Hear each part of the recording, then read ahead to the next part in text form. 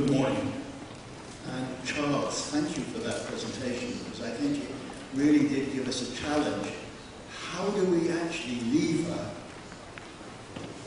creativity to add value? And that's what I'd like to talk about. Cities are like coral reefs. They're continually changing. And Kaohsiung, in what we see now, is a young city, maybe 80 years old. But it's going through not just change in its industry, but change in its physical structure as well. So it's a very exciting moment. We have a young city, and we have the ability for some major change. What I would like to do is to try and set an agenda around three issues, really.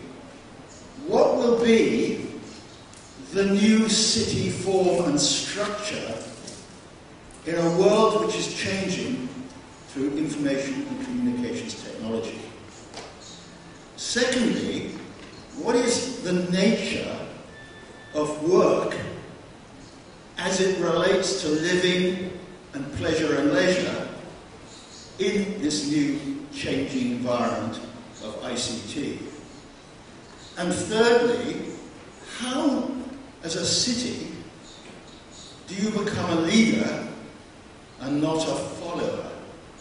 As I read this morning's paper, I noticed your president saying exactly that.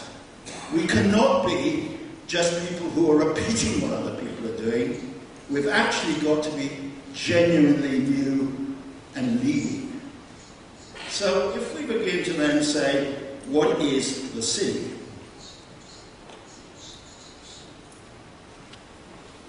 Well, the city, of course, is founded on exchange. First of all, the exchange of products, then the exchange of money, but now, of course, it's the exchange of ideas.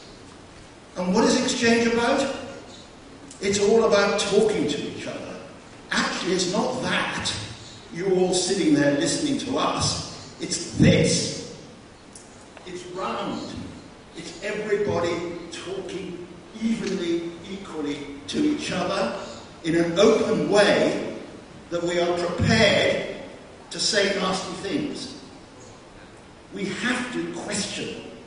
This is what makes ideas, this is what makes creativity. So that's the most important thing. A city which is about exchange. So the next question is what will that city look like? Take Copenhagen.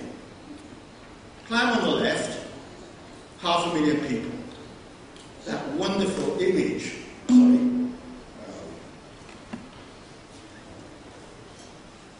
of the fingers, everybody coming to the centre. Then they built a bridge. And suddenly, across political boundaries, don't be frightened about coming together. Here is Denmark and Sweden making one city, the city of the Øresund. 3.5 million people now. Copenhagen, Malmö, Lund, Helsingborg, Helsingborg. That is now 3.5 million people. What does that do? It changes their whole relationship to the world. Suddenly we now have the University of the Øresund. 14 universities, 145 students, 6,500 PhD students, 8 Nobel Prizes. They have shot up the pecking order in terms of cities. That's why cities come together. But it's not a traditional city. It's a city, and of course cities are very interesting. First of all, it's a city of the imagination. Each of us has a city in our mind. My city is Venice for pleasure, Boston for education, and so on and so forth. These are my perfect cities, and I can do that with information technology. I can have a global city. But I also want a city of convenience. I want to be able to go out to an IKEA store, where I can be very efficient, and come into the centre, a nice tight little place where I can buy my beautiful jewellery. All those things. And finally, I want a city of place. When I talk about a city of 3.5 million people, my expectations of it is probably a little area about 0.5 kilometre across. It's a place. But I'm actually talking, when I'm talking about Amsterdam, I'm actually talking about the Randstad of 6.5 million people, but I'm thinking about a little tiny part of that. So think about that. This is our new sort of city.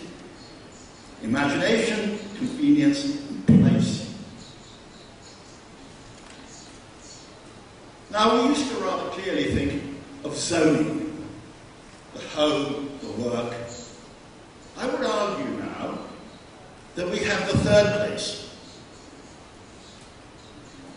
The city is the office.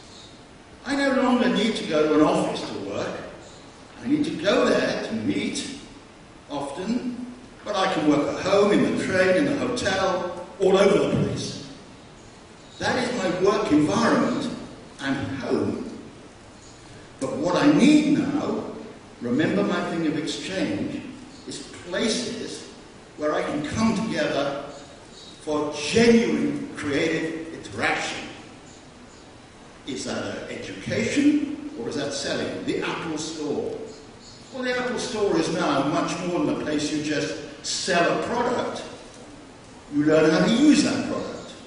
In the evening, Apple will be using events to bring all the professionals together to talk about ideas. It's a place of learning. So we're blurring things.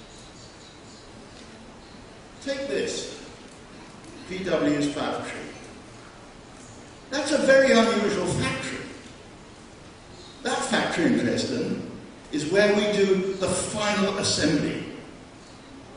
We can mass produce the car, but the final assembly, we make it into a signature car. We personalize it to each individual person who comes in. I now personally go and get my car in Dresden. I can see it being finished as I look through the glass, and I am then meeting my service dealer who will take me to the opera in a nice place, and actually then I'm starting the continuous process of looking after it, because actually the service is more important and more valuable than the product. I saw this brilliantly the day before yesterday when I went to one of your enterprise zones and I saw Brother sewing machines. I thought, why am I going to Brother sewing machines? And then I went in there and I saw just what I said to see. About a quarter of that building was being used as showcase space. A place where they were showing their past, their future, and bringing their people in to show how they could use that product and develop new end things to do. What we now see is most firms are adding value through ideas and speeding up the innovation process. There's no value in actually the manufacturing. Margins are so thin you can hardly see them. The value is by speeding up innovation. So where are we going now? We have to be continuously using our customers to help us develop. So now we're going to get a factory which no longer looks like a factory. It'll actually be a blur of functions. It'll go all the way from a light industrial to a think factory. Denkfabrik, the Germans would call it. It's got products and ideas all mixed in together. That's the challenge I want to give you. How do you create that sort of place? That's interesting. There used to be Silicon Graphics. It's now Google's headquarters in the Bay Area of San Francisco. It's actually a place where you put tin sheds. But it's much more than tin sheds, because what they're doing inside and in the space between the buildings is creating a place where their customers come, where their their clients, the people they work with, everybody comes. And the whole of that building, the majority of the front end, is all about showcase, all about change. So think now of a very different sort of place. It's bringing the right people together to form networks. This is a firm we work for a lot with DGW, which is GlaxoSmithKline. We've been doing their innovation hubs around the world. Now the problem with pharmaceuticals is it costs a lot of money to develop a product. But now that you've got generic products, somebody else can take that product and do it very quickly. Therefore, you have to speed up the innovation process. What have they done? They have brought their scientists together with their marketeers, together with their administration, into one place, the innovation hub. And these innovation hubs are all around the world. We've basically developed that idea. We've actually used measurement to find out what's going on. We've actually decreased the lost time. In other words, at formal meetings, of traveling from one meeting to other by 67%. We've speeded up the decision-making process because people are now face-to-face, creating a sense of trust, talking with each other, and speeding that process up. We've halved the email traffic, that useless sort of email when one person's hiding behind their screen on their desk, sending an email, and the person's only about 10 meters away, and they won't talk to them. I went into your Young Innovation Centre. I was horrified, actually, because I saw, actually, a separation between each person and very little informal meeting space, creative space. Things pinned up on the wall, action. It wasn't there. So the whole thing is to use your physical environment to fuse and drive innovation. Now, what are the places going to be? Well, first of all, buildings are going to be less and less important. It's the space between buildings, and it's the character of that neighborhood. We're probably going to use many more existing buildings. There's an old post office building in Birmingham, next to a disused canal.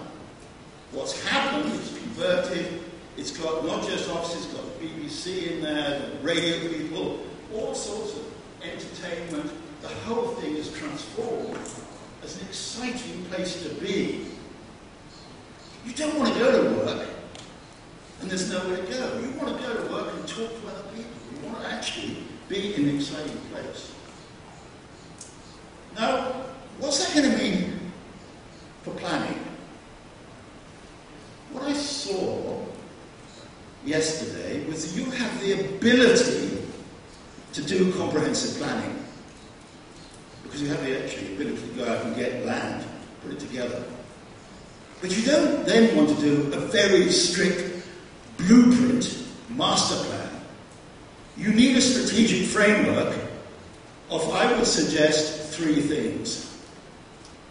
What are the fixes, the buildings we want to retain, and what is the kind of urban quality grain of the place? You need a second thing, which is what I call the capital web. What is the long-term infrastructure that we've put? You've beautifully done this with your parks. The only trouble is all your parks don't have the green grid between them to link them all up.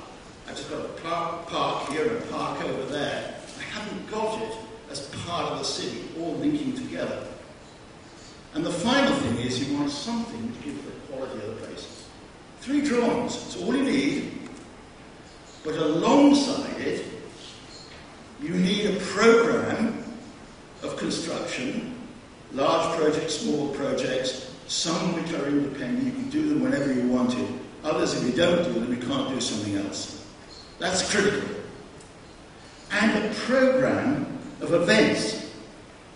You have your World Games. That is a stimulant. You can all move towards it. So you have this beautifully, Glasgow in England, they every 3 years have a major event. And between it, they have lots of small events. So we're talking about process as well as product. I really recommend this as a way of thinking about planning rather than blueprint planning. have strategies, but which can be done in pieces. Comprehensive idea which can be incrementally provided. This is a part of London where the high-speed rail will come into, St Pancras Station and King's Cross.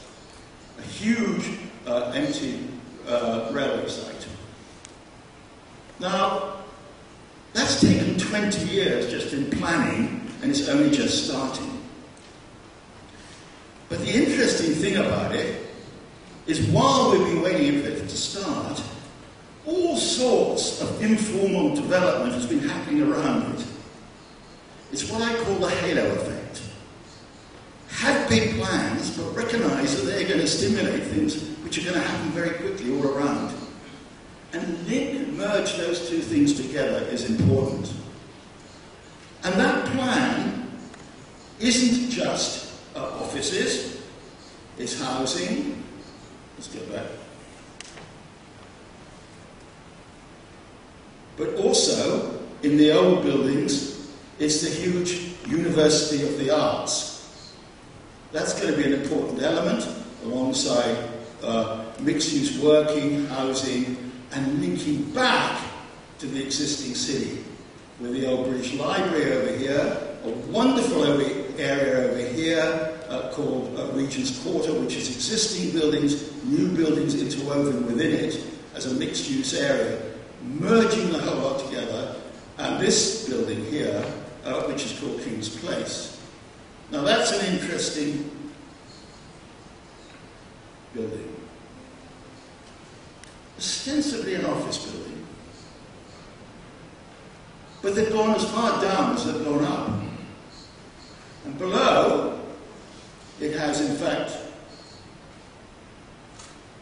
concert hall, but much more than a concert hall. During the day, it's used for conferences. It's used for a whole set of other events. The whole of the ground floor is what I would call semi-public space. This lovely long table here, this is my workplace. I often work here. I go here, I just sit there, cafe over there, soft seating over here, and I can just have a meeting, I can work on my computer, I can do whatever I want. That is the new workplace. And above is the garden, newspaper, and one or two others. That, to my mind, is the new sort of city. It's also, just down the road from that, is another sort of a new part of the city, which is the hub. This is in an old building. It's for young, small firms. But the clever thing about it is all those firms have a common ethos, their belief, what they want to do. And I could use it in terms of its business plan. I can use it for 5 hours if I wanted, right through to unlimited use for membership fee. And that membership fee changes depending on how much turnover I have. So it's very sensitive to the types of firms it's got. And it's all sorts of meeting spaces that you can see in there, dotted around. This is the entrance hall. That's the front door. I come through that curtain, I'm right in there. The most important person is the host. She looks after the whole place, makes me feel happy, move around. This place is packed with people just sitting, working often. And in the evening, there's big tables which can come down here. I can have conferences, meetings, banquets, whatever I want. It's continuously used. That's an important idea. So what do we need? I think here are the challenges ahead. First of all, as we go to the periphery of the city, we're going to have very low density areas, often the universities. I don't know what's in Kaohsiung County, but I'm pretty certain there will be either military establishments, hospitals, universities, in educational institutions, etc. The challenge there is to use the public transport to those places, to intensify them, and to start to put back into their housing and work. So moving away from single functions to multiple functions. And those multiple functions want to create what I call the premises ladder. They can reflect the requirements of anything from an infant firm to an established firm. And those firms will be both creative and low-tech, craft-orientated, to entrepreneurial high-tech. And they, each of them, not different buildings in physical form, but the way those buildings are managed and their tenure, they will have different requirements. A healthy environment has all those sorts of places. I'm afraid at the moment, mostly when you go to a city, new city, you find actually what they've done is separated things out. We still have zoning, we have only parts of that rich collection of places we need. The second opportunity is think about what we used to call non-usable space. Corridors, stairways. These are the new places of interaction. They are the most important place we have. The place we bump into each other. When I went to the Innovation Centre, they were boring dead corridors. There was nothing there. And yet that's the very place different firms start to meet each other informally. That's where you should have coffee points, kitchens, all sorts of places that people can just meet each other. That's an important thing, that new space model. And the third thing to think about is actually think about a sequence of spaces. We talk about public spaces, genuinely public, loose fit, underfunctionalized, very heterogeneous, all sorts of people, but they usually have a dominant culture. Through to semi-public, the space in this hotel. If I could walk through it as I could in King's Place, I could just move through, I can use it if I'm really actually going out of my way. I don't even pay to buy a drink. I sit down, make some phone calls and go out again. It's semi-public, very important. To privileged, a restaurant. I go in, I pay to get a drink, and I have a meeting. Yeah? All that is work. Forget. So I'm asking you to find a new vocabulary. How do we think about things in a new way? And I'll just end by saying, what is the sustainable city of the future? Buildings are going to be much simpler. They're going to be generic. I can put all sorts of different uses in them. So don't worry too much about those. They're rather simple. There's going to be more mobility, and I don't just mean physical mobility of going on trams, buses, etc. I mean mobility of the mind as well, the way we think, the way we use the virtual. Virtual and physical are continually overlapping, and cities will be more complicated. They will be more complex in the way they are managed and governed, and their infrastructure. That's a great challenge I leave you with.